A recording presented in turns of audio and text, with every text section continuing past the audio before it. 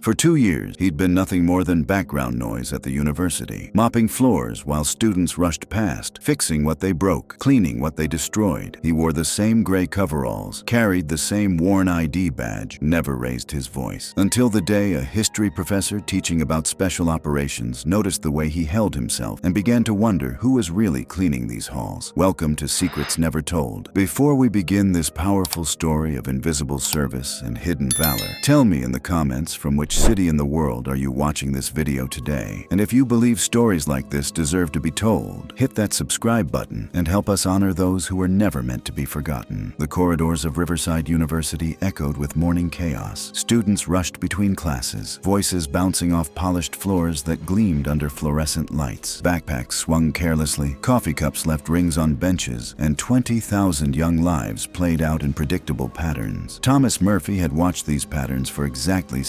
743 days. At 54, he moved through the university like a ghost in gray coveralls. His name tag, faded and crooked, read Tom Maintenance. No last name, no rank, nothing to suggest he was more than another working man earning an honest paycheck. Students called him the janitor guy when they acknowledged him at all. Murphy's route never varied. Administrative building at 4:30 a.m., classroom wings by 6, dormitory common areas by 8. Each stop followed precise timing that maximized efficiency while minimizing interaction. He preferred the quiet hours when hallways belonged to him alone. Professor Sarah Chen taught military history on Crawford Hall's 3rd floor. At 38, she'd built her reputation on meticulous research and an eye for details others missed, which is why, on a Tuesday morning in October, she found herself paying attention to the maintenance worker who moved through her classroom with unusual precision. "Morning, Tom," she said as he emptied the wastebasket beside her desk. He nodded once. "Morning, Professor." His voice was gravelly but controlled, the kind that had given orders but learned when to stay quiet. "You were military, weren't you?" she asked, not looking up from her papers. Murphy's hand paused on the trash bag. "What makes you ask that?" "The way you move, the way you hold yourself. My father was Army Special Forces. You've got the same presence." Murphy tied off the bag with deliberate motions. "Long time ago." Before Professor Chen could respond, the classroom door burst open. 3 students stumbled in, laughing about something on a phone. Marcus, Jake, and Amanda spread materials across desks without acknowledging Murphy's presence. Their bags hit the floor carelessly, one knocking over Murphy's cleaning solution. Liquid splashed across tiles, creating a slippery puddle near electrical outlets. Murphy immediately knelt, moving with quick efficiency to prevent disaster. "Whoops," Jake said, not helping. "Sorry about that, janitor dude." Murphy didn't respond. He retrieved a towel and began absorbing the spill, checking outlets first, positioning himself between liquid and equipment. Professor Chen noticed how he assessed the entire situation before acting. Military training didn't fade. It adapted. "Your job doesn't include cleaning up after inconsiderate students," Professor Chen said sharply. Marcus rolled his eyes. "Relax, Professor. It's what he gets paid for, right?" The comment landed with casual cruelty. Murphy finished cleaning, stood slowly, and gathered supplies. His expression hadn't changed, but something in his posture shifted. Professor Chen saw it, the tightening around his eyes, shoulders squaring before returning to their hunched position. "Actually," she said to Murphy, "could you stay for a few minutes? I wanted to ask about the heating system." Murphy hesitated. His schedule didn't allow extended conversations. "I can spare a few minutes." The students continued setup for their World War II presentation, arguing about content. "The French resistance is boring," Jake complained. "Can't we do something cooler, like Navy SEALs?" "SEALs weren't around during World War